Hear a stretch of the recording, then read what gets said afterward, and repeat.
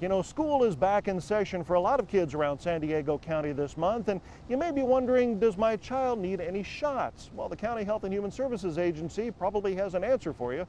Let's take a look. We're coming up to the beginning of the school season, and that's a very important time to review your child's immunizations. There are immunizations that are recommended and required for school entry, and schools turn out to be a place where these infections can spread. And so it's very important that parents make sure their children are up to date with immunizations when they start school. Life expectancy has really improved dramatically in the last century, and a big part of that is due to the development of vaccines. We used to take it for granted. It was very common for kids to get diseases like measles, mumps, chickenpox. Those diseases have a lot of serious consequences. We're fortunate to have vaccines now that protect us against 14 different diseases. Sometimes parents wonder why we give so many vaccines and why we give so many at a young age.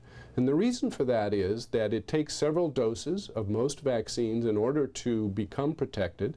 And in addition, infants are the most susceptible to these diseases. So we want to get the vaccines in early to protect them from diseases when they're most susceptible to them. So Merrick is our first baby, and it's interesting when you leave the hospital because they put him into your arms and you put him in his car seat and there you go, and he's your responsibility. And it's a little scary at first. They don't necessarily come with little manuals. That's my baby. And 2 little kittens and a pair of mittens and a little toy house and a young mouse.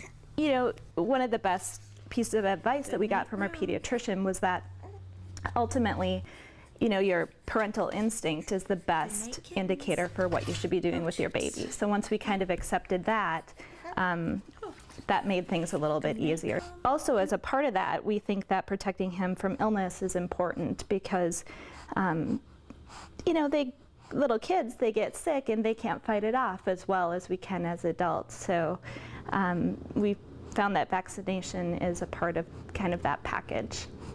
So we've been learning a lot about immunizations, and one thing that we learned was that they're not just for children and our babies, they're actually for adults, and adults can do some things to also protect their babies. Our doctor recommended that we do the Tdap vaccination so that we protect him from getting whooping cough, because until he has his full series, he isn't protected. Probably one of the most heartbreaking sounds you'll ever hear is of a baby struggling to breathe while coughing with whooping cough. They can break a rib, they can become dehydrated, they can become hospitalized, and some babies die from it. And this is something we can prevent by making sure we're up to date on our immunizations. HPV is another important vaccine for young women between the ages of 13 and 26. This prevents cervical cancer. This is amazing. Thousands of women are diagnosed with cervical cancer every year and can die from this disease, and now we have a vaccine to prevent it. You hear a lot about potential concerns about vaccines, side effects from vaccines, and what I would like to encourage people to do is, if they have questions about vaccines or vaccine safety, to talk to their doctor, because there's all sorts of misinformation available on the internet, and what I'd recommend is talk to your doctor about your concerns. If you'd like more information about immunizing your child or even yourself, just go to our website, ctn.org.